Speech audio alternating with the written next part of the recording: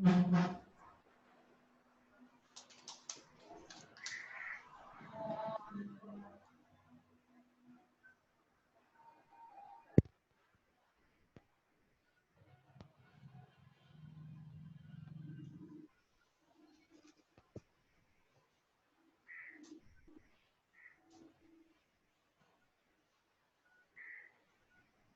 अभी 3 मीटिंग है। ओके, अभी 3 मीटिंग है।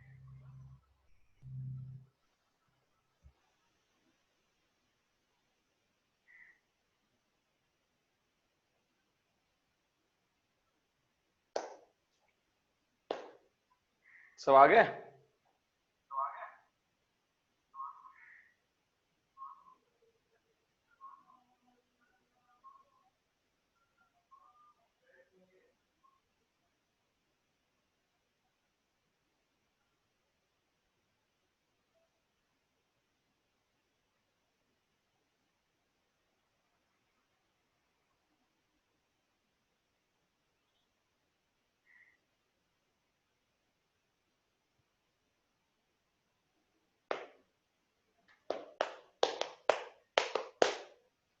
Hello hello hello hello hello. Hello. आ रही है ना आवाज शिवांश? हाँ, तेरी आवाज बहुत लंबी आ रही है, खींची चली आ रही है, ऐसा लग रहा है।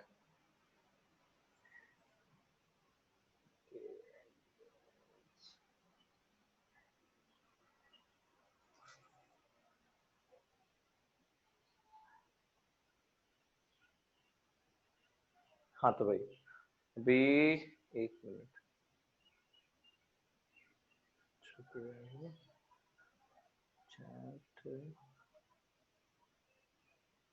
यस यस यस राकेश, एकदम करेक्ट है। और अच्छा है, ऐसे लिखते रहोगे ना तो क्या कुछ टॉपिक्स तुमको याद हो जाएगी। मेरा मेन मकसद ये है कि तुम लोग को नोट्स, हाँ काफी बच्चे मेरे को अभी भी रिस्पांस नहीं दे रहे हैं इन केस ऑफ नोट्स, और मुझे काफी ऐसा लग रहा है कि या तो आपसे एक बार पर्सनली सबसे मुझे बात करनी पड़ेगी कि भाई एक्चुअली समझ में आ रहा है कि नहीं आ रहा है आपको। मुझे ऐसा टेंशन होता है कि भाई बच्चों से जब तक रिस्पॉन्स लूंगा तब तक मुझे पता नहीं चलेगा कि भाई तुमको आ भी रहा है कि नहीं आ रहा है। ठीक है, तो कोई बात नहीं, आज का दिन मैं और दे रहा हूँ तुमको। तो आज के दिन में अपन न्यूमेरिकल सॉल्व करना सीखेंगे अबाउट दिस थिंग। एंड सबसे बड़ी बात कि जो कॉन्वेक्स मिरर है और कॉन्केव मिरर है, दोनों के बीच का अंदर अपन को फर्क पता चल गया।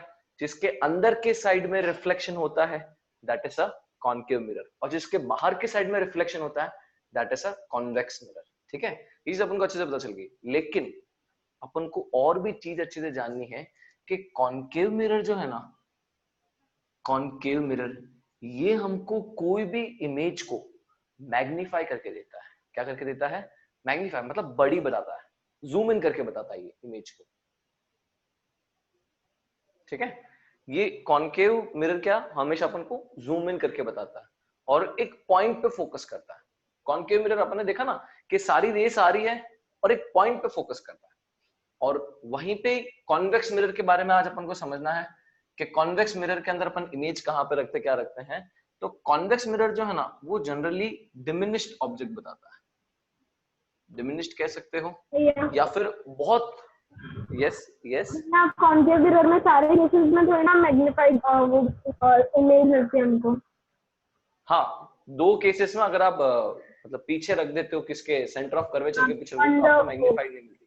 लेकिन ज्यादा अगर जो कॉन्केव मिरर है ना वो मैग्निफिकेशन के लिए काम आता है, या फिर कोई एक पर्टिकुलर जगह पे अपन को फोकस करने के लिए काम आता है। जैसे कि देखो, एक मैं बहुत बढ़िया यूज बताता हूँ, तुम सबको पता होगा। तुमने टेलीविजन देखा है, टेलीविजन के जो डिश टीवी आती है, वो डिश टीवी देखना, घर के ऊपर जो डिश टीवी लगती है वो एकदम कॉन्केव शेप में होती है। ठीक है, तो उसमें क्या होता है कि सैटेलाइट की सारी रेस पैरेलल आती है, और पैरेलल आके ना वो एक पॉइंट पे आती है, फोकस पे। और तुम देखना डिश टीवी हमेशा इस तरह की कंडीशन में होती है, एक ऐसा होता है डिश जैसा, और वो कॉन्केव मतलब यहां से ऐसी वो डिश मतलब एम्बोज होती है, आगे की तरफ निकली होती है, और एकदम सेंटर पे से तो सारी रेस गिरती है और रिफ्लेक्ट होके एक पॉइंट होता है। तो इधर है ना एक ऐसा 3D शेप में एक ऐसा पॉइंट निकला हुआ होता है, तुमको याद हो तो, है ना। तो दैट इज अगेन सारी सैटेलाइट की पैरेलल रेस को, बीम्स को एक फोकस पे करने के लिए, अच्छा, even in case of doctor, doctor भी क्या करता है, वो है ना, मतलब एक लैंप होता है उसके पास में, वो लैंप की जो लाइट है ना उनके हेड पे आती है, ठीक है, वो हेड पे रखते हैं कॉनकेव मिरर, यहाँ पे कॉनकेव मिरर रखते हैं, ठीक है, यहाँ पे कॉनकेव मिरर रखते हैं, और हेड की मतलब यहाँ से लाइट्स आ रही है, ठीक है, लैंप से, तो लैंप से लाइट आती है हेड पे, और हेड से ना वो पूरा फोकस करते हैं, एकदम एग्जैक्ट फोकस करते हैं, क्योंकि वो कॉनकेव मिरर है, सारी पैरेलल लाइट्स आएगी तो वो एक जगह पे पॉइंट पे मीट करेगी फोकस पे, और वो फोकस बनाते हैं तुम्हारे कान में या फिर तुम्हारे नाक में, जब उनको बहुत डिटेलिंग देखना होता है ना, तो ऐसे मिरर का वो यूज करता है, ठीक है। हाँ, मतलब कह सकते हैं कि कॉनकेव मिरर मैग्नीफाई नहीं बनाता है ये हर तो वक्त। उसका application है ना? क्या कह रहे हो? फोटो, मतलब जो आपने जो एग्जांपल दिए वो तो एप्लीकेशन हो ना फिर। हाँ एप्लीकेशन, या फिर अपन कह सकते हैं उसके यूजेस, यूजेस कहते हैं ना इसको अपन, कि भाई क्या फायदा मिल रहा है या फिर कैसे हम उसको यूज कर पा रहे हैं।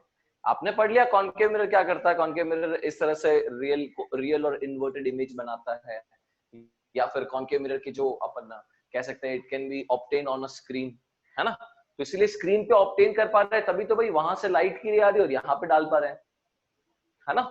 सैटेलाइट की सारी रेस को अपन एक जगह पे ऑब्टेन कर पा रहे हैं, कॉनकेव मिरर है कि नहीं, सारी की सारी सैटेलाइट की रेस आ रही है, वो एक जगह पे मीट कर पा रही है, तो ये क्या है, ये यूजेस है। यूजेस मतलब क्या हो गया भाई, अपन को क्या उसके एप्लीकेशन कर सकते हैं, फिर क्या फायदे मिलते हैं with the help of concave mirror. अच्छा, वहीं पे कॉन्वेक्स मिरर जो है ना, वो कॉन्वेक्स मिरर बहुत बड़ा एरिया दिखता है, ठीक है, यानी ये छोटे से एरिया को जूम इन करके बताएगा, और ये बहुत बड़े एरिया को छोटा करके बताएगा, ठीक है। जैसे कि कार के जो आगे मिरर्स लगे हुए होते हैं, वहां पे लिखा होता है objects in the mirror are closer than they appear, है ना, तो वो जूम इन भी करके बताता है और जूम आउट भी करके बताता है, लेकिन कॉन्वेक्स मिरर ही यूज होते हैं दोनों में। अब आप बोलोगे सर जूम इन हो रहा है तो कॉनकेव क्यों नहीं? नहीं भाई, कॉनकेव का एक बहुत बहुत बड़ा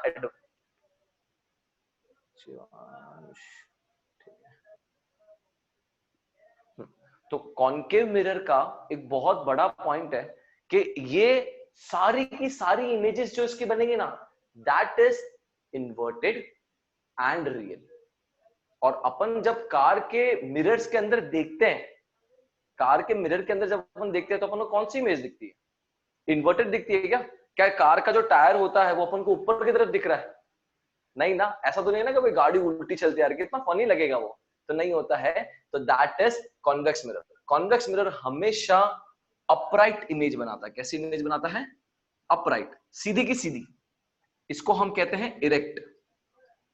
और इसका ही उल्टा जो होता है that is a concave mirror. A को बी को, मतलब ये बी ए बन जाता है ना, इस तरह से। तो इसको अपन बोलते हैं इन्वर्टेड। मैंने इसके नोट्स बनाए हुए हैं, आप वो नोट्स पढ़ना, ठीक है, तो आपको पता चलेगा कि भाई और क्या क्या यूजेस है। और भी 2-3 यूजेस, काफी अच्छे प्यारे यूजेस है, और आपको हमेशा 2 मार्क के लिए या फिर 1 मार्क के लिए पूछते हैं कि what is the use of concave. तो मैंने 2 यूज आपको बताया। हेड वाला, डॉक्टर, लाइट आती है, सारी लाइट अपने टीथ पे या फिर अपने ईयर में, अपने नोज में यहाँ पे रखते हैं। या फिर अपन कह सकते हैं द सैटेलाइट वॉल, कि सैटेलाइट की सारी रेस पैरेलल आती है डिश टीवी पे, और वो सारी की सारी उसका एक आगे एक ऐसा रे बना होता है, उसके ऊपर सारी फोकस होती है। तो that is a concave mirror, ठीक है। अच्छा, कॉनकेव मिरर में एक और चीज अपन यूज करते हैं। कॉनकेव मिरर को हम तब भी यूज करते हैं जब अपन को शेविंग करनी होती है। तो शेविंग के लिए, या फिर अगर आप देखना कोई कोई मिरर्स ऐसे होते हैं ना जिसके अंदर अपन को ज्यादा बड़े दिखते हैं, फिर काफी ज्यादा जूम इन दिखते हैं, तो वो वापस से जूम इन वाली बात हो गई, ठीक है। तो कॉनकेव मिरर इस चीज के लिए यूज होता है, ठीक है। Give me a thumbs up अगर आपको समझ में आ गया हो इसके यूजेस। सिंपल यूजेस है, बस खाली लर्न करना है, कुछ भी तकलीफ नहीं, सिर्फ लर्न करना है। वो नोट्स दूंगा तो फटाफट लर्न भी कर पाओगे, ठीक है। चलो, वेरी गुड। तो मैं अब आगे बढ़ रहा हूं, दैट इज, अगर जो गाड़ियों पे कांच होते हैं उनपे क्या लिखा होता है, जो ऑब्जेक्ट्स होते हैं वो हाँ जितने हाँ दिखते हैं हाँ, उससे ज्यादा क्लोज है। उससे ज्यादा क्लोज है, और हाँ। वो कुछ कुछ मिरर्स में होता है, तो वो एक तरह का कॉनकेव मिरर होता है। लेकिन ज्यादातर जो होते हैं ना, are far than they appear, objects in the mirror are far than they appear, मतलब ज्यादा दूर होते हैं, are not so closer than they appear. ऐसा लिखा होता है, objects in the mirror are not so closer than they appear, एक ऐसा मिरर भी आता है जिसको हम बोलते हैं कॉन्वेक्स, और एक ऐसा मिरर भी आता है जो कॉन्वेक्स ही होता है, ठीक है। मतलब है तो कार में कोई भी मिरर यूज करेंगे ना तो वो कॉन्वेक्स ही करेंगे। हाँ, अगर उसके अंदर इस तरह से लिखा हो are closer than the appear तो वो कॉनकेव होता है। उसके पीछे मैं डिस्टिंक्शन बताऊंगा तुमको, एक बार आऊंगा मैं आराम से उस पॉइंट के ऊपर कि कब वो कॉनकेव है कब वो कॉन्वेक्स है। लेकिन हाल फिलहाल हम जितने भी रैंडम मिरर्स यूज करते हैं ना बाइक्स में, व्हीकल्स में, वो यही होता है, that is a convex. Random mirrors जो अपन यूज करते हैं ना वो कॉन्वेक्स होता है, क्योंकि अपन को बहुत बड़ा एरिया देखना होता है, बहुत बड़ा एरिया देखना होता है इसलिए। और जब छोटा एरिया देखना होता है, नैरो करना है, नैरो तो हमको कभी भी नहीं करना होता है, तो इसीलिए अपन कॉनकेव मिरर यूज ही नहीं करता है, ठीक है। मैं आऊंगा इस पॉइंट पे वापस। अभी अपन को आगे टॉपिक्स पे आना है, दैट इज व्हाट अपन ने क्या पढ़े थे कल, रूल्स पढ़े थे, नहीं, हाँ रूल्स, रूल नंबर 4 एक्सप्लेन करने को मुझे कहा था अभी आपने कि रूल नंबर 4 एक्सप्लेन कर दो सर, ठीक है। तो रूल नंबर 4 में ऐसा था कि अगर किसके ऊपर आ रही है, पोल के ऊपर आ रही है, ऐसा रूल नंबर 4 है कि अगर एक लाइट की रे पोल पे आ रही है, ठीक है, तो जितना एंगल वो बना रही है ना उतना सेम एंगल बनाएगी with the reflected ray, and this will be angle of incidence is equal to angle of reflection। ये था अपना 4th वाला पॉइंट। या फिर अगर मैं इन case of a convex mirror, एक लाइट की रे आ रही है पोल पे, तो जितना एंगल बना रही है उतना एंगल बनाएगी, same to same, same to same, बस खाली मिरर का फर्क है। ये हो गया अपना कौन सा, कॉनकेव, कौन सा, कॉन्वेक्स, ठीक है। समझ में आया सबको, 4th वाला पॉइंट था। अच्छा, अब मैंने आपको अलग अलग केसेस बताए थे, और केसेस मैंने रिवीजन के अंदर काफी अच्छे से डायग्राम के साथ में एक्सप्लेन किए हुए हैं, और आप सबको क्लियर भी होगा कि हाँ भाई डायग्राम में इस तरह से सारी रेस आ रही है, और वो रेस के अंदर बार बार वो डायग्राम के अंदर ऐसा बता भी रहा है कि भाई देखो ये इंसिडेंट रे है कि नहीं। किसी को भी 6 के 6 केस में कोई भी केस में डाउट हुए हो तो यू कैन आस्क मी कि सर ये वाला केस नहीं समझ में आया था, तो इसके न्यूमेरिकल्स, मेरा 6th वाला, 6th वाला नहीं समझ में आता है। यस मीनाक्षी, उसके अंदर कौन सा रूल अप्लाइड हुआ है वो बताया नहीं था वो वीडियो में। अच्छा 6th वाला मैं थोड़ा जल्दी में बना दिया था, ऐसा क्या, बहुत जल्दी वाला चला गया था, 6th वाला तो फटाफट उड़ गया था। ठीक है, देखो तो 6th वाले पे आ जाता हूँ मैं, एक बार देखना तो 6th वाला कौन सा है, वो फोकस वाला ही है ना। भैया हाँ, when the object is at infinity, अगर ऑब्जेक्ट इंफिनिटी पे हो, 6th वाला ओके, कहा हुआ है कि when the object is at infinity, ठीक है, तो the image is formed at the focus, है क्या नहीं, इमेज कहाँ फॉर्म होगा, at the focus, real and inverted, much smaller than the, मतलब highly diminished, इसका तो इमेज भी नहीं बना होगा ना।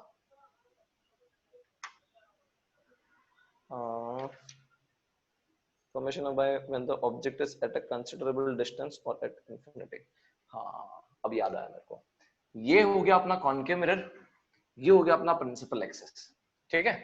तो अपन को कहा जा रहा है कि ऑब्जेक्ट है ना इंफिनिटी पे, तो देखो उस डायग्राम को रखो, लेकिन ये डायग्राम तुमको ज्यादा क्लियर हो जाएगा, ठीक है।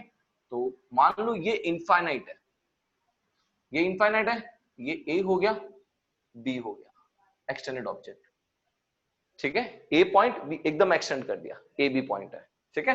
अब यहां से लाइट की रे आ रही है, सारी लाइट की रे पैरेलल भेज रहा हूं, सब लाइट रेस यहां से पैरेलल भेज रहा हूं, और इनफाइनाइट से पैरेलल भेज रहा हूं। तो पैरेलल भेजूंगा तो क्या हो जाएगा, सबकी सब कहां पे आएगी, फोकस पे जाएगी, फोकस से जाएगी, तो ये ए पॉइंट से अपन रेस भेजी, ये फोकस से गई, ठीक है। उस तरह से बी पॉइंट से भी रेस आ रही होगी, वो भी फोकस से गई।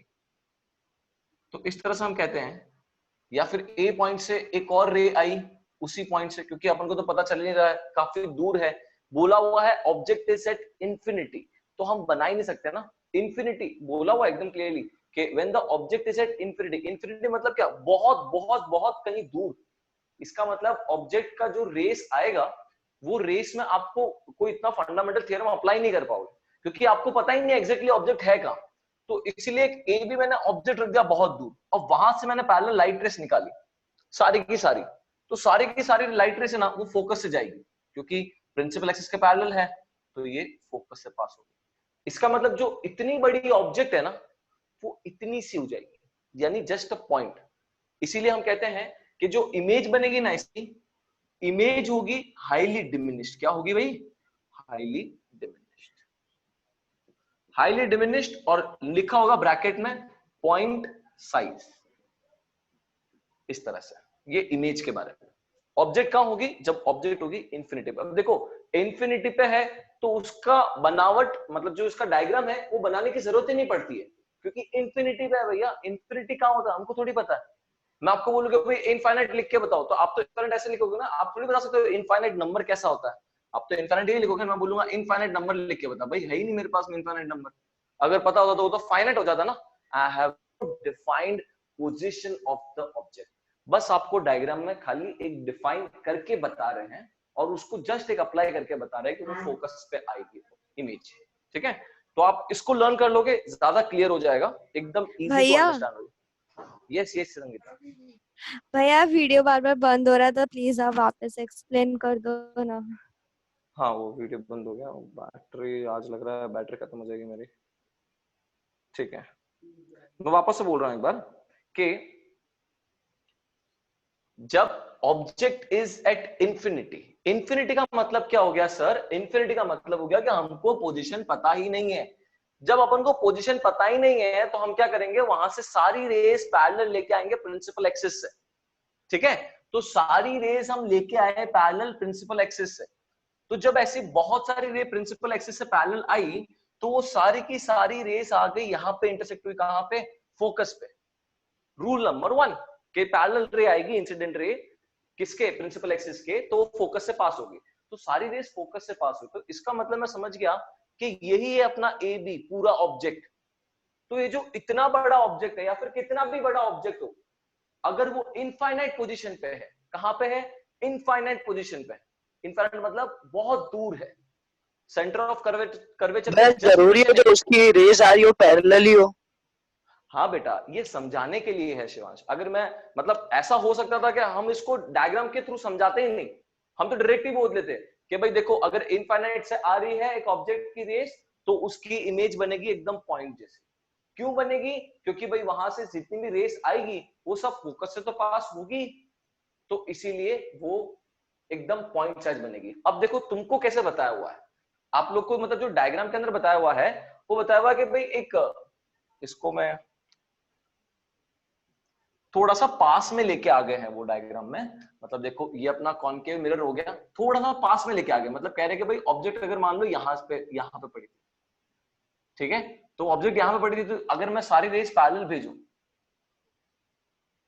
ठीक है, तो अब वो फोकस से नहीं पास होगी, क्योंकि पैरेलल किसकी होनी चाहिए थी? पैरेलल होनी चाहिए थी इसके प्रिंसिपल एक्सिस के, लेकिन ये तो मैंने एक दूसरे के पैरेलल भेज दी।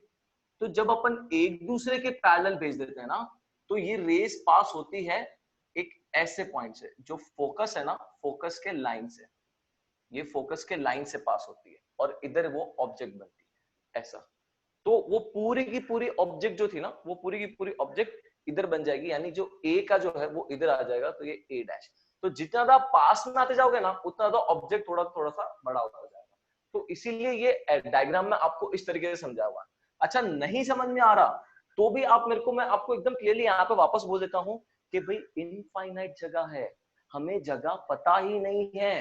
क्या बोल रहा हूँ? जगह पता ही नहीं है भाई। तो जगह पता ही नहीं है, तो इसीलिए तो यहाँ से मैं पैरेलल रेस भेज रहा हूँ, और इसीलिए यहाँ पे भी तो जगह नहीं पता है। इसीलिए तो अगर जगह पता होती, मान लो शिवांश मेरी बात, अगर मुझे पता होता कि भाई ए पॉइंट यहाँ पे है, तो भाई मैं ए पॉइंट से 2 रेस नहीं निकाल सकता था, 3 रेस नहीं निकाल सकता था? निकाल सकता हूँ। लेकिन जब जगह पता ही नहीं, इसलिए तो अपने सारी रेस पैरेलल ली है। Getting my point? अगर फाइनाइट पोजीशन होता तो हम बोल सकते थे ना विद द 5 केसेस, लेकिन अपने पास में ये फाइनाइट पोजीशन है ही नहीं, बोला हुआ है object is at infinity. Very good. Infinity का मतलब हमें ना ए पॉइंट पता है ना बी पॉइंट पता है, तो हमने क्या किया? सारी रेस को पैरेलल भेज दिया। भैया टोटल कितने रूल्स है? टोटल रूल्स है बेटा 4। पहला रूल है पैरेलल भेजोगे फोकस से आएगी। दूसरा रूल है कौन सा, सेंटर ऑफ कर्वेचर से जाएगी तो सेम टू सेम उसी पाथ से आएगी। तीसरा रूल है कि अगर फोकस से पास हो रही है तो पैरेलल रिफ्लेक्ट होगी। एंड फोर्थ रूल है कौन सा, that is angle of incidence और angle of reflection with the pole, है ना। तो ये 4 रूल है अपने, ठीक है। चलो, और कोई डाउट, और ओके वेरी गुड, और कोई भी तरह का doubt in this concave mirror, कोई भी तरह का डाउट नहीं है? श्योर, गिव मी अ क्लैप और अनम्यूट योरसेल्फ। आप मेरे को आराम से बिंदास लगे आपको वापस से पढ़ के देखना हो तो आप वापस से पढ़ के फिर मुझे पूछो, लेकिन पूछना जरूर। नहीं पूछोगे तो मुझे ऐसा ही लगेगा भाई वो स्किप हो गया। Give me a thumbs up. Okay good, हाँ हाँ हाँ हाँ, अति उत्तम। आंचल, कहाँ रह गए आंचल? हाँ भैया। हाँ, तेरी आवाज नहीं सुनी ना तो मेरे को लगा तू कहीं भाग गई है ऐसे ऑन करके। अरे नहीं, मैं बाहर हूँ अभी। बाहर मतलब? बाहर मतलब बाहर।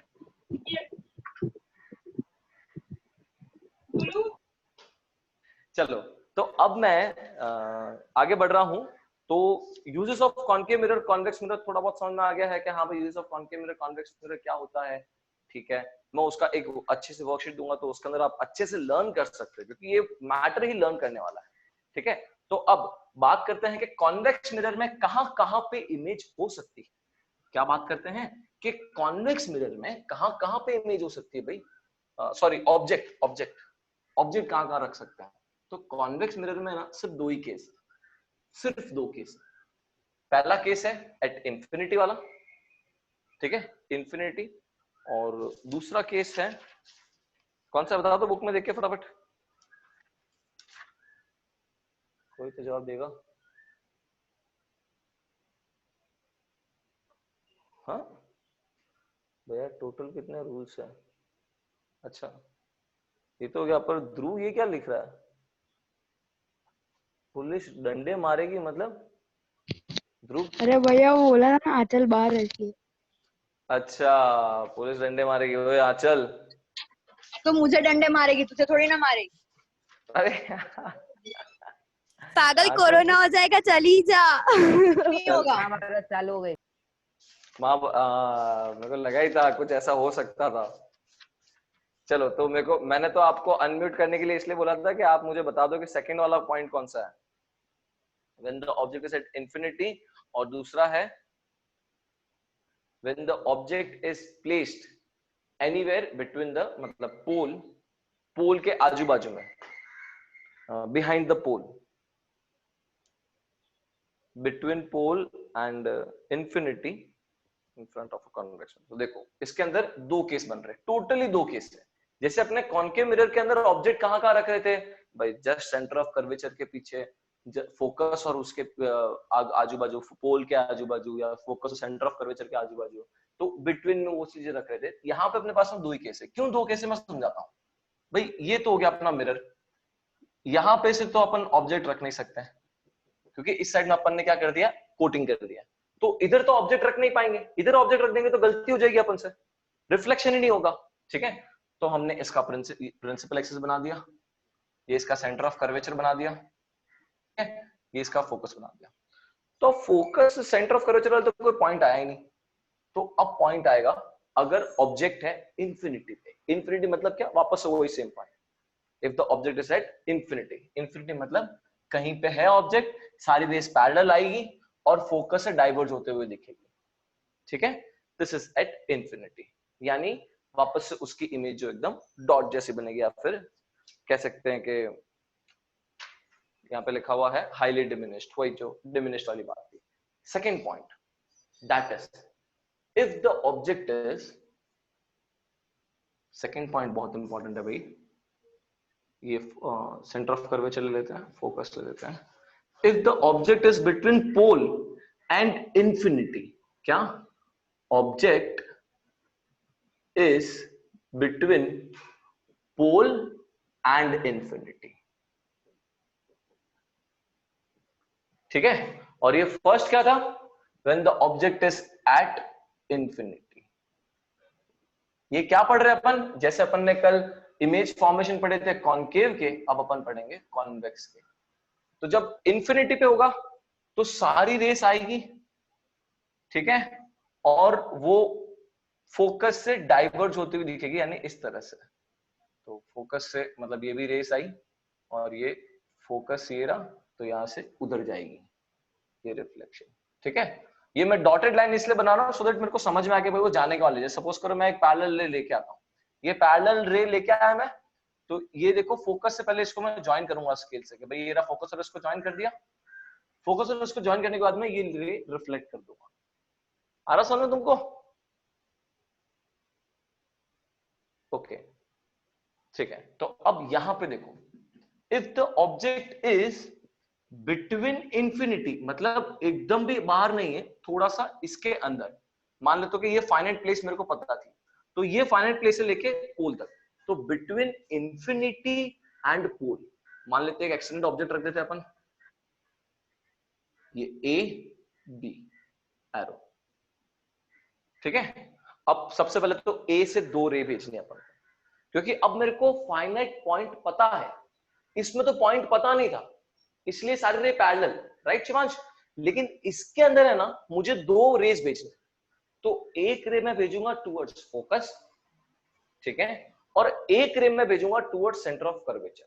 दोनों के मेरे को रीजन मतलब उसका रिप्लाई पता है, यानी रिफ्लेक्टेड रे पता है। तो एक रे अपन भेजते हैं, चलो एक रे भेजते हैं पैरेलल प्रिंसिपल एक्सिस के, और एक रे भेजते हैं टुवर्ड्स इसके सेंटर ऑफ कर्वेचर के, ठीक है। तो ये मैं सेंटर ऑफ कर्वेचर ले लेता हूं, और ये रे जो है वो इधर आ रही है, ऐसे समझ में आ रहा है? ये दोनों मेरी इंसिडेंट रे है। हाँ सर, रिफ्लेक्ट नहीं कर रहा हूं अभी तक, रिफ्लेक्ट नहीं किया मैंने, सिर्फ इंसिडेंट रे भेजी है। एक रे भेजी है मैंने पैरेलल और दूसरी रे भेजी है मैंने सेंटर ऑफ कर्वेचर पे। अच्छा, तो पहले इसका आंसर देख लेते हैं कि अगर एक रे सेंटर ऑफ कर्वेचर के टुवर्ड्स जा रही है तो it will be reflected back, क्योंकि भाई इसके आगे तो जा नहीं सकती ना, इसके आगे तो क्या आ गया मानव, इसके आगे तो मिरर आ गया, है ना।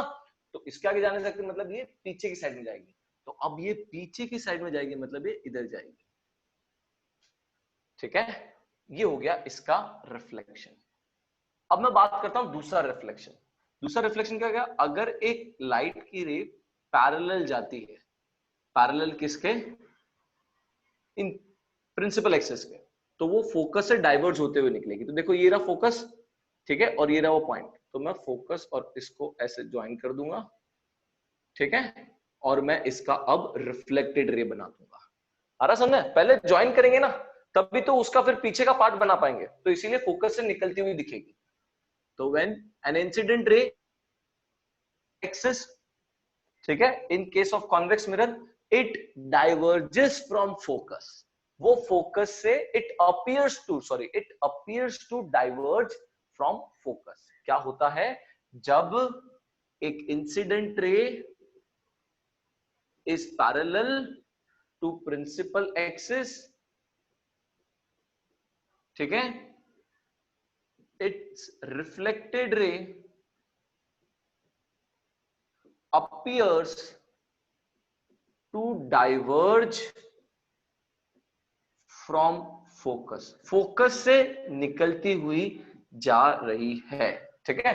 तो देखो एक इंसिडेंट रे ऐसे आई और ये वापस उधर गई। अब ये इधर क्यों लेके गया मैं, क्योंकि मैंने पहले ये पॉइंट और फोकस के पॉइंट को ज्वाइन कर दिया था, ठीक है, और फिर मैंने उसको स्केल से लंबा खींच दिया। सबको आया समझ में? Give me a thumbs up और अ क्लैप कि हाँ सर समझ में आया। Okay, very good students. चलो ठीक है, मतलब सबने अच्छे से होमवर्क किया है, बस मेरे को सेंड नहीं किया है, ठीक है। तो अब देखो, अब है ना भाई किसी का क्लैप आना वाला है तो दे दो पहले से, नहीं तो मैं आगे बढ़ जाऊंगा फिर। चलो ठीक है, तो अब देखो ये ए पॉइंट था और इसके रिफ्लेक्टेड रे देखो, एक इधर जा रही है और एक इधर जा रही है, तो दूर दूर तक नहीं लग रहा है, मतलब मैं कितना भी दूर से देख लूं तो मुझे नहीं लग रहा है कि ये दोनों रे है ना आगे जाके कहीं मीट करेगी। तो इसको ले आओ पीछे की तरफ, तो देखो ये रहा पीछे की तरफ मीट कर रही है कि नहीं, पीछे की तरफ मीट कर रही है, ये हो गया अपना ए डैश पॉइंट। और भैया वीडियो हट गया। वीडियो हट गया। ओके ओके सॉरी, आ गया वापस। हाँ हाँ तो देखो, अब वो आगे तो कहीं जाके मिलने नहीं वाली है, तो मैं मिरर के पीछे ले जाऊंगा। And this is a virtual image.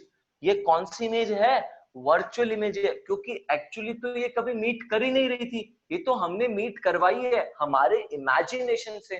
तो इसलिए देखो, ये जो ए बी था वो क्या हो गया, छोटा हो गया थोड़ा सा।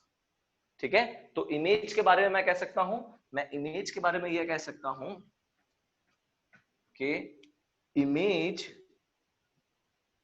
Is virtual. ठीक है, इरेक्ट, इरेक्ट मतलब क्या, ए बी की जैसी रही, इसको अपन इरेक्ट बोलेंगे। ए ऊपर था, ए ऊपर ही रहा। और सबसे बड़ी बात, इसीलिए कहते हैं कि कॉन्वेक्स मिरर है ना, ज्यादा एरिया कवर कर सकता है।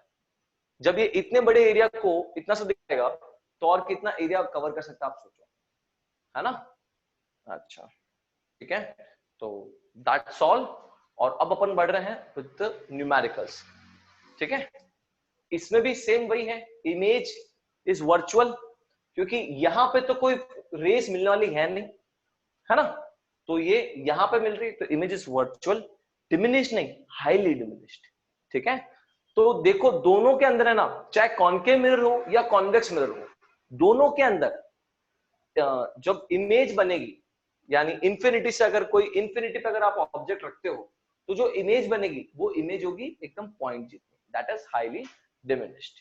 ओके बच्चों, just give me a thumbs up so that मैं आगे बढ़ पाऊं विद द कन्वेंशन साइंस, जो बहुत ज्यादा इंपॉर्टेंट है न्यूमेरिकल्स के लिए। कौशल, हाँ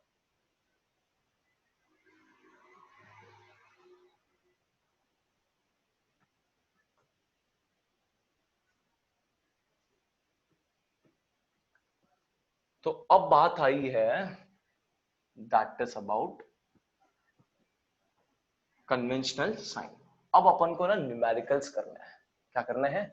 न्यूमेरिकल्स के भाई आपको ऐसा बोला जाएगा कि इतना फोकस है, इतना सेंटर ऑफ कर्वेचर है, तो कैसा बनेगा, क्या बनेगा।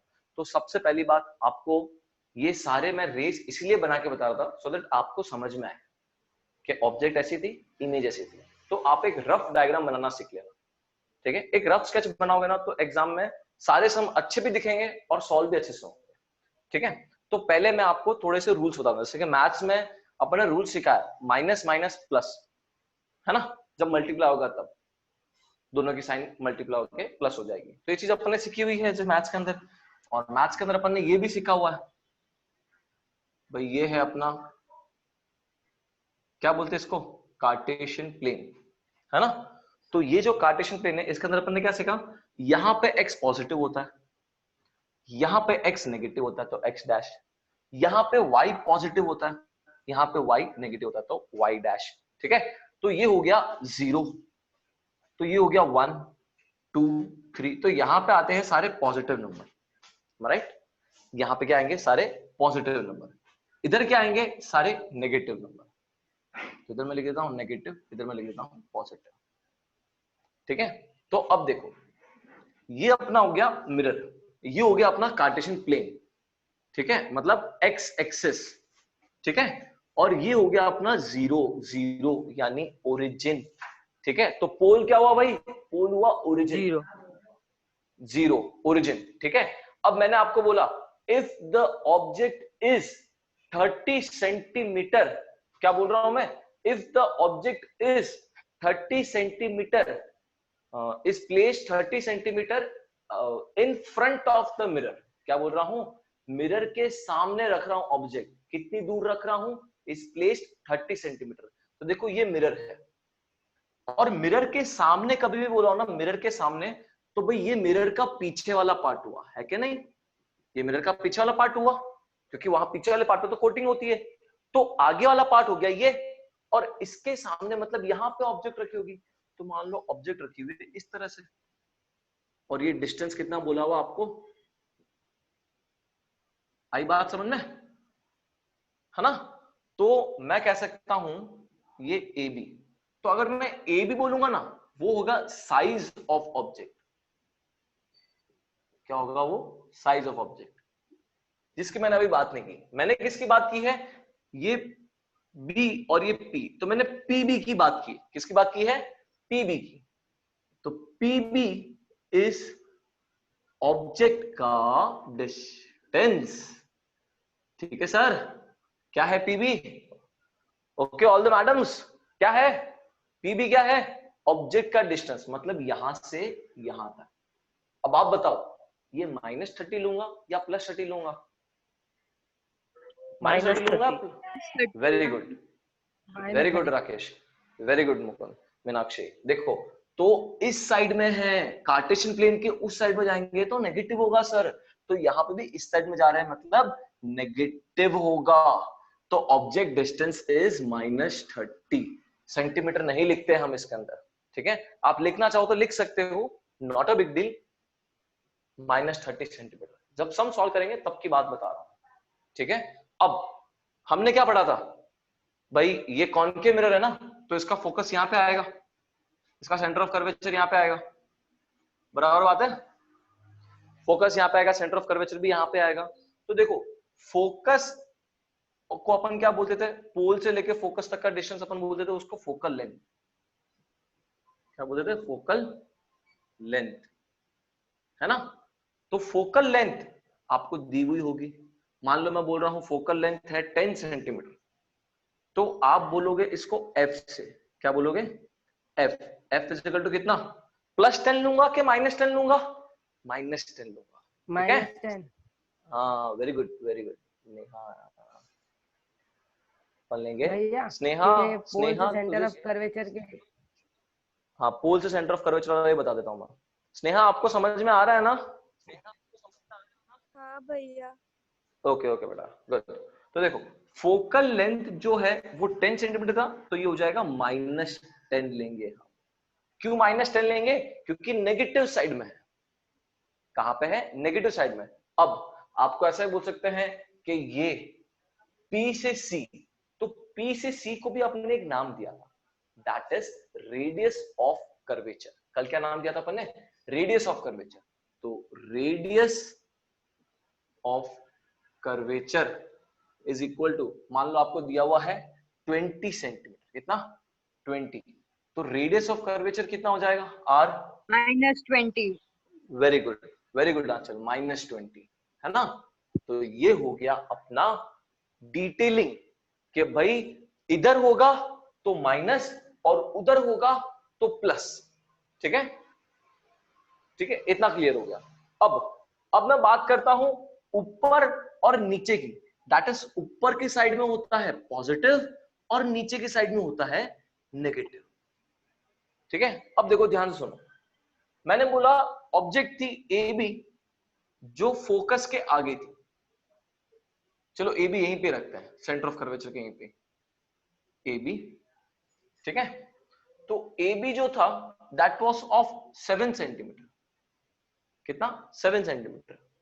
और रूल के हिसाब से ए बी जो है वो वापस से इस तरह से बनता है बी ए डैश।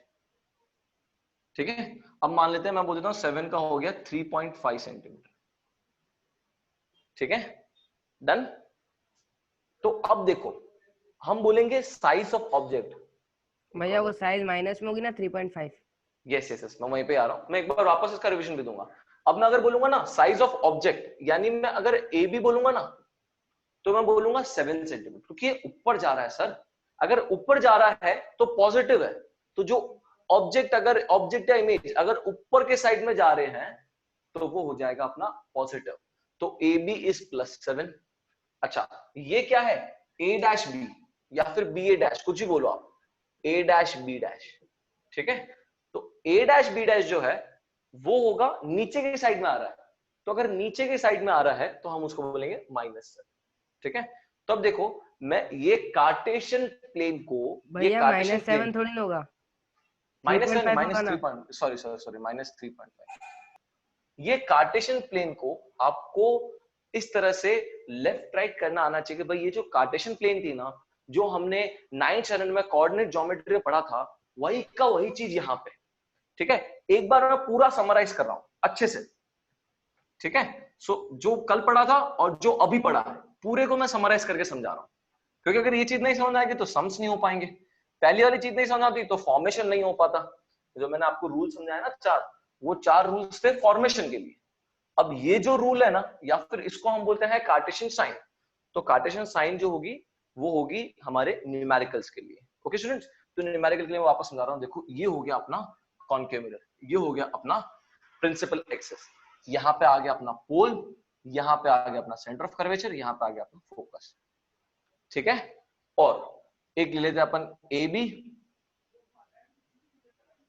ठीक है, और एक ले लेते हैं उसका ही इमेज बनेगा ए डैश बी डैश। ठीक है, जो इमेज बनेगा वो मैं नहीं बना रहा हूं, आपको पता है कि भाई इधर से एक जाएगी फोकस से आएगी, फिर फोकस से जाएगी पैरेलल होगी, तो इस तरह से इमेज बनने वाला है, इतना नहीं बता रहा मैं।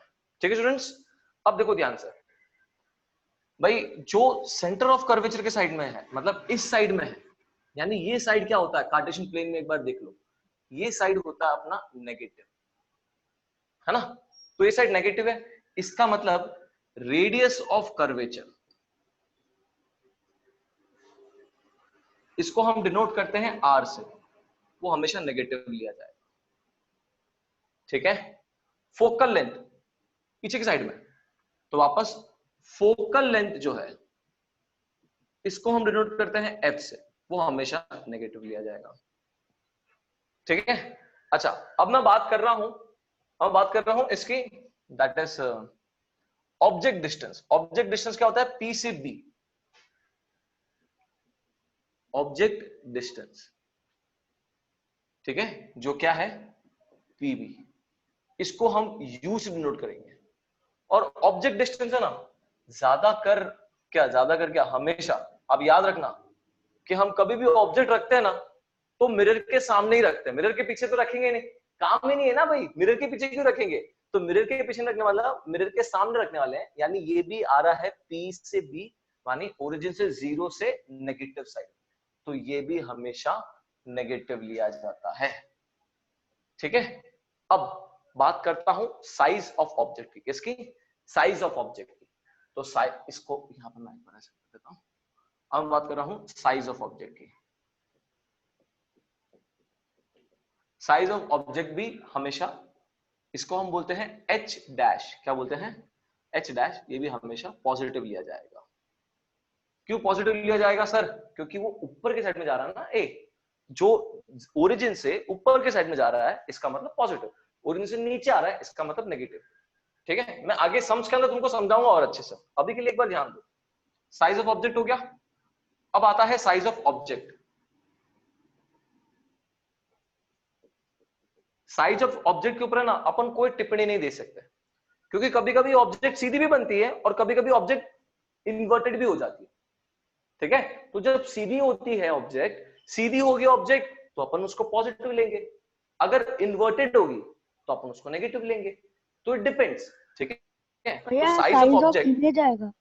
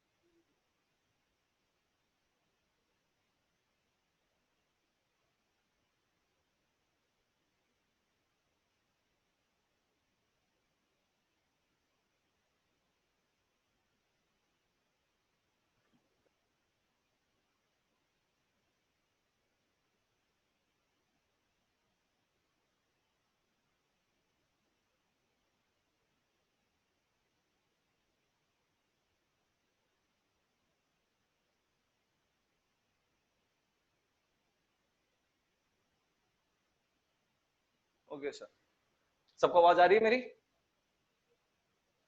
हाँ भैया। हाँ भैया। वो क्या फोन ऑफ हो गया मेरा। अब बात करता हूं मैं साइज ऑफ इमेज की। तो साइज ऑफ इमेज जो होता है, साइज ऑफ इमेज जो होता है वो होता है h डैश, और उसको हम कुछ कह नहीं सकते, पॉजिटिव भी हो सकता है नेगेटिव भी हो सकता है। किसके ऊपर डिपेंड करेगा भाई? वो डिपेंड करेगा कि आपने ऑब्जेक्ट कहां पर रखी है। देखो फोकस किसी के ऊपर डिपेंड नहीं करता, फोकस पहले से बन जाता है। रेडियस ऑफ कर्वेचर डिपेंड नहीं करता, ठीक है। ऑब्जेक्ट का डिस्टेंस डिपेंड नहीं करता, साइज ऑफ ऑब्जेक्ट डिपेंड नहीं करता। डिपेंड क्या करता है? साइज ऑफ इमेज, और इमेज कहां पे बनेगी। तो देखो ये P और P डैश है ना, PB डैश, ये PB डैश है इमेज का डिस्टेंस। तो मैं यहां पे लिख देता हूं, यहां तो क्लमजी हो जाएगा, यहां लिख देते हैं इमेज डिस्टेंस, जिसको हम कहते हैं V। क्या बोलते हैं उसको अपन? V। वो भी मैं कुछ कह नहीं सकता। वो डिपेंड किसके ऊपर करेगा सर? वो डिपेंड करेगा वापस से अपने ऑब्जेक्ट कहां पे रखी हुई है, वो इमेज कहां पे बन रही है, उस हिसाब से, ठीक है। तो ये सब जो मैंने कहा है ना, ये सब कहा है मैंने ओनली अबाउट कॉन्केव मिरर, ठीक है। कॉन्वेक्स मिरर में उसी तरह से उल्टा हो जाएगा। अगर ये एक बार स्क्रीनशॉट ले लो आप लोग, आपको थोड़ा सा मतलब नोट्स बनाने में काम आएगा, क्योंकि इसके मैंने वीडियो नहीं बनाया ऐसा, ठीक है। Very good Mukund. In case of a concave mirror, ठीक है। अब अगर मैं कॉन्वेक्स मिरर को मैं आपको रफली बता देता हूं, आप अपने हिसाब से मेरे को बना के बताना। कॉन्वेक्स मिरर में ये ऐसा तो कुछ होता नहीं है, ये इस तरह से होता है। यहां पे होता है उसका सेंटर ऑफ कर्वेचर, यहां होता है इसका फोकस, यहां होता है इसका फोकस, और यहां पे रखते हैं हम ऑब्जेक्ट। तो ऑब्जेक्ट डिस्टेंस सर नेगेटिव होगा, यस। ऑब्जेक्ट डिस्टेंस, ऑब्जेक्ट उसी साइड में है, नेगेटिव होगा। Size of object sir positive होगा, यस। साइज ऑफ ऑब्जेक्ट हमेशा पॉजिटिव रहेगा। Radius of curvature, radius of curvature, इसका रेडियस ऑफ कर्वेचर जो है ना वो इधर आ रहा है। कौन सी साइड में आ रहा है? पॉजिटिव साइड में आ रहा है।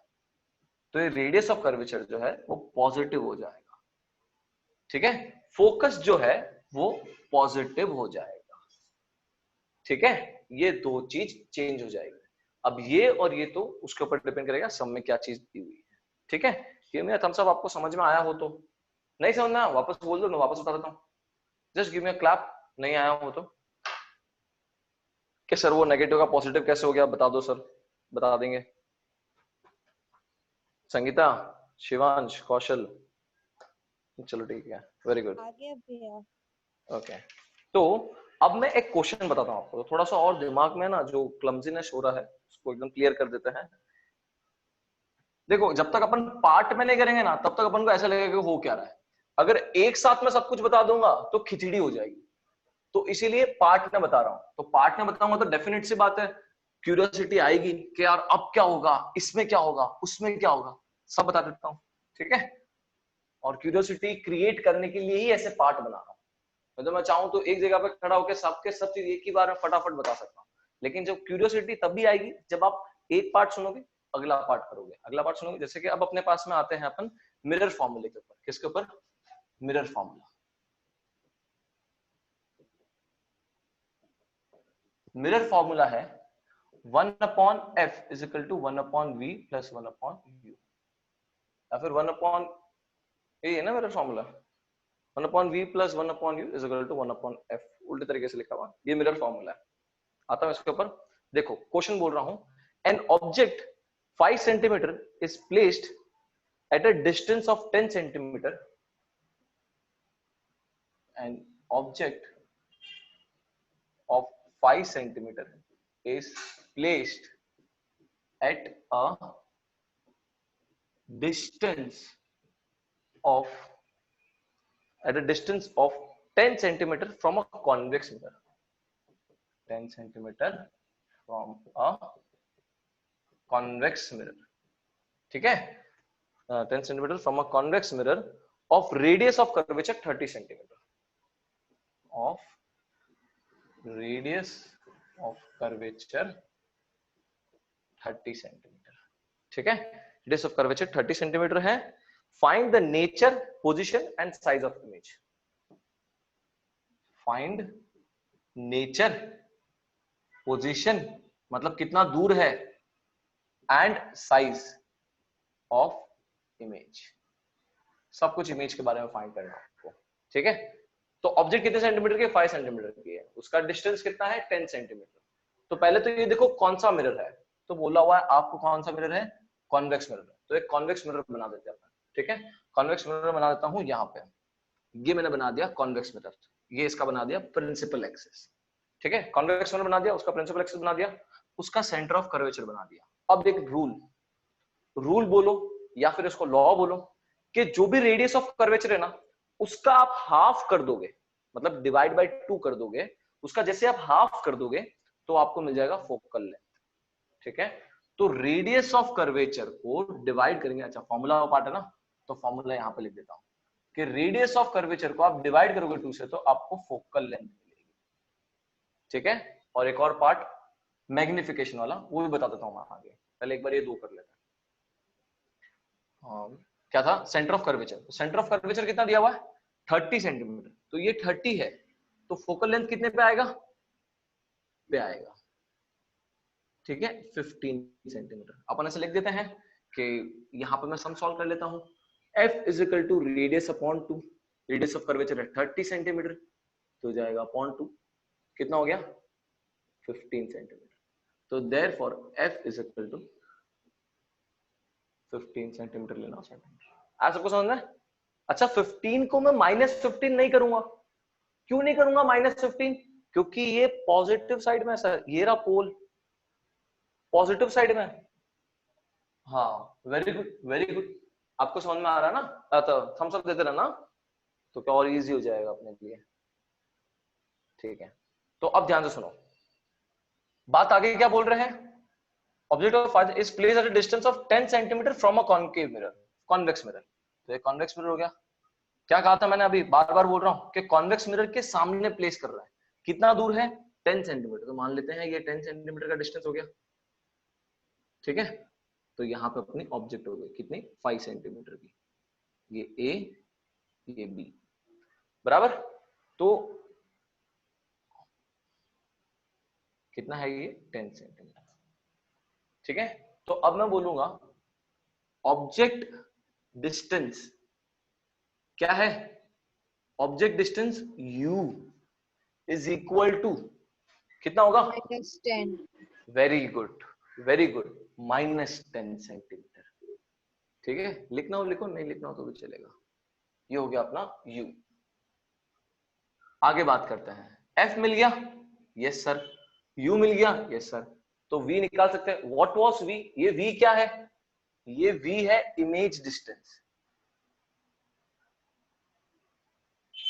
ठीक है। ये V है इमेज डिस्टेंस। तो अब अपन इमेज डिस्टेंस निकालेंगे बाय मिरर फॉर्मूला।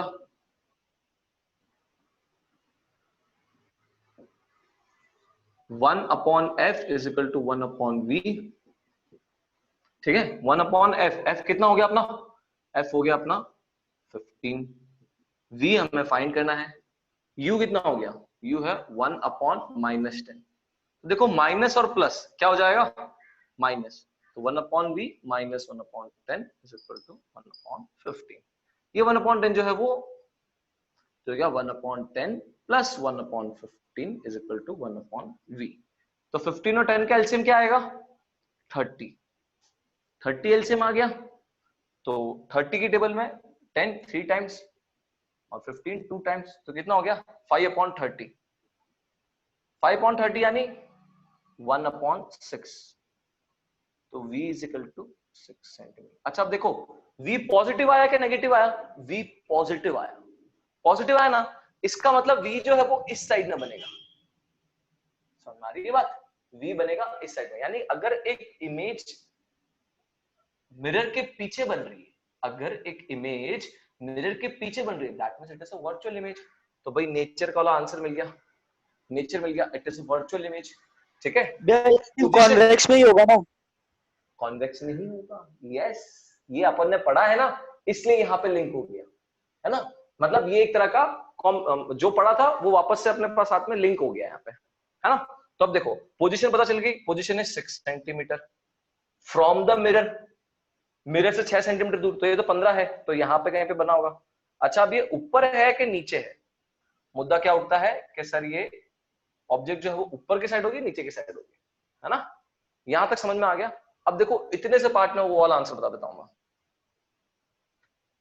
एक वो है मैग्निफिकेशन फॉर्मूला है, मैग्निफिकेशन फॉर्मूला। मैग्निफिकेशन फॉर्मूला क्या है? It is height of object upon height of image. ठीक है, हाइट ऑफ ऑब्जेक्ट मतलब h, इमेज मतलब h डैश। वही है जो अपन a का a डैश बनाते थे ना, वैसे ही h का h डैश है। Height of object upon height of image, या फिर इसको अपन कह सकते हैं size of object upon size of image. ठीक है बच्चों, is equal to minus v upon minus u upon v is equal to minus u upon v। एक बार मैं चेक कर लेता हूं, माइनस v अपॉन u मतलब वही इसका रेसिप्रोकल लिखा हुआ है। ठीक है, इतना ध्यान रखना। ऑब्जेक्ट का जो साइज है ना, मैग्निफिकेशन वाला वापस बताओ ना एक बार। ठीक है,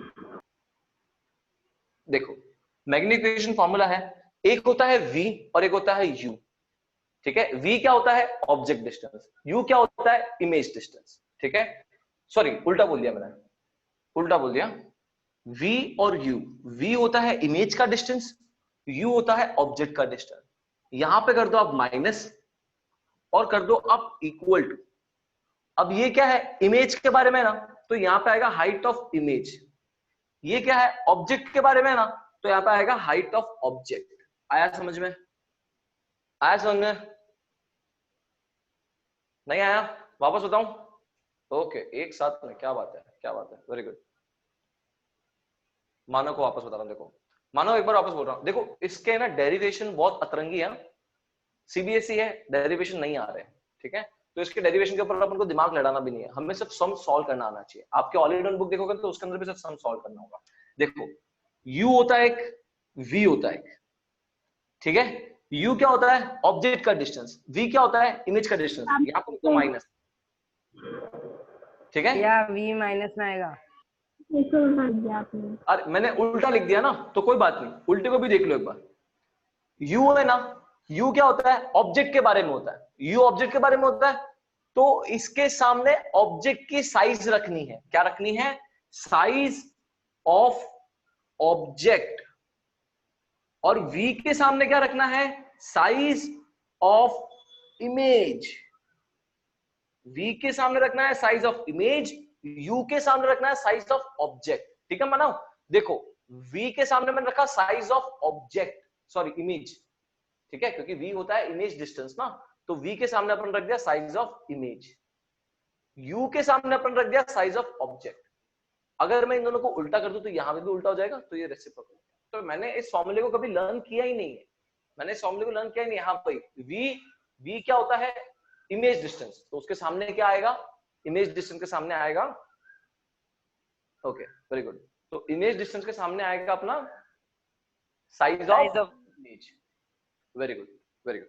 देखो तो ये हो गया बेसिक। अब मैं इसको सम को सॉल्व कर देता हूं, यहाँ पे इतने से पार्ट में हो जाएगा, आराम से हो जाएगा। ठीक है, फॉर्मूला लर्न करना भी सिखा दिया। उसमें v और u प्लस होता है, इक्वल टू f मिलता है। इसमें v के सामने h डैश होता है। देखो हाँ बस एक मिनट, नहीं बंद तो नहीं हुआ।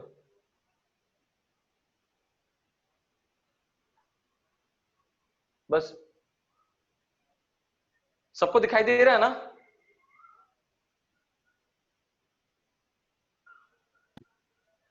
ओके ओके हाँ ठीक है, फटाफट देखो तो एक बार। अब ये माइनस v अपॉन यू है। ठीक है, तो यहां पे हो जाएगा माइनस, हमको पता है क्या v का, v कितना है? 6, तो यहां पे ब्रैकेट में लिख दो 6। हमें u पता है क्या? u दैट इज ऑब्जेक्ट कितनी दूर है? यस हमने पढ़ा था, ऑब्जेक्ट दूर है -10, तो यहां पर लिख दो -10 ब्रैकेट में। ठीक है, हाइट ऑफ मतलब साइज ऑफ क्या? साइज ऑफ इमेज पता ही नहीं है सर, साइज ऑफ इमेज क्या है, तो उसको h डैश रहने दो। Size of object, size of object का सर 5। अब देखो ये माइनस और ये माइनस से डिवाइड हो गया, तो ये हो गया 6/10 into 5 is equal to h dash. तो 5 वन जा 5 2 जा 2 वन जा 2 3 जा, तो h dash is equal to 3 क्या आ रहा है, प्लस में आ रहा है, h डैश प्लस में आ रहा है, तो प्लस में आ रहा है इसका मतलब ऊपर की साइड में, ठीक है। अच्छा कितना हो गया, 5 था, 5 का कितना हो गया, 3 हो गया, इसका मतलब क्या हो रहा है, साइज हो रही है छोटी, साइज हो गई डिमिनिश्ड, वापस नेचर का एक और पॉइंट आ गया, डिमिनिश्ड। आया समझ में? चलो बता दो किसको नहीं समझना, एक बार वापस से रिपीट कर देता हूँ, एक बार वापस से रिपीट कर देता हूँ पूरा लास्ट में जो डिमिनिश वाला पॉइंट है वो बताओ ना एक बार। ठीक है, देखो तो डिमिनिश्ड वाले पॉइंट में क्या होगा कि जो ऑब्जेक्ट है, ठीक है, वो जो वापस बनेगी छोटी हो जाएगी, तो डिमिनिश्ड है ना। थी अपन को 5 सेंटीमीटर, ऑब्जेक्ट का मैंने क्या लिया, h की जगह पे क्या लिया 5 सेंटीमीटर, है ना। तो ऑब्जेक्ट 5 सेंटीमीटर थी, 5 का कितना हो गया 3 सेंटीमीटर हो गया सर, तो इसीलिए मैंने कह दिया डिमिनिश्ड। आया समझ? और बोलो।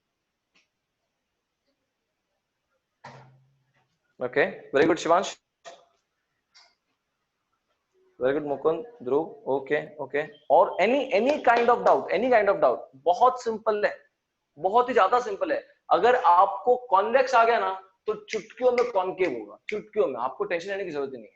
अब मैं आपको वर्कशीट भेजूंगा, ठीक है, अभी नहीं, आफ्टर कंप्लीटिंग माय 2 बैचेस। भैया हाँ हाँ, चल भैया ये इसका जो इमेज की नेचर होगा वो इरेक्ट भी होगा?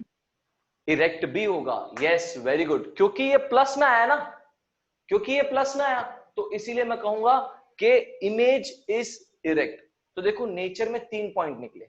पहला पॉइंट क्या था नेचर का, पहला पॉइंट था इमेज इज वर्चुअल। वर्चुअल कैसे पता चला, इससे v पॉजिटिव आया, ठीक है। अच्छा फिर दूसरा पॉइंट मैंने क्या निकाला कि इमेज इज डिमिनिश्ड। डिमिनिश्ड कैसे पता चला, h डैश, ठीक है। अच्छा फिर मैंने बोला इट इज इरेक्ट। इरेक्ट कैसे पता चला कि भाई h डैश है ना वो पॉजिटिव आया, तो इसीलिए इरेक्ट डिमिनिश्ड, v जो है वो पॉजिटिव आया, तो इसलिए वर्चुअल। ऐसा में तो ये 3 नेचर हो गए। क्लियर हुआ सबको? बोलो हाँ, हम सब, वेरी गुड वेरी गुड। हाँ मुकुंद को याद है। चलो तो अभी मैं आपको एकदम सिंपल सम्स दूंगा, और फिर उसके बाद में जैसे मैंने क्वाड्रेटिक इक्वेशन में किया था, एक दिन सिंपल सम्स देते तो दूसरे दिन वापस से टफ सम्स पे आ गए थे, और कल अपन बढ़ेंगे विद रिफ्रैक्शन, ठीक है। तो आज का टाइम है आपके पास में to solve the sum and ask me any kind of doubt. आप मेरे को पर्सनली कॉल कर सकते हो, मैं नहीं चाहता कि आप पीछे रह जाओ कहीं पे, तो आप पूरा चैप्टर पढ़ लो अच्छे से, रिफ्रैक्शन तक। रिफ्रैक्शन अपन कल से स्टार्ट करेंगे, ओके स्टूडेंट्स। चलो then see you tomorrow, and मैं आपको होमवर्क भेजूंगा अराउंड 8 o'clock, ठीक है।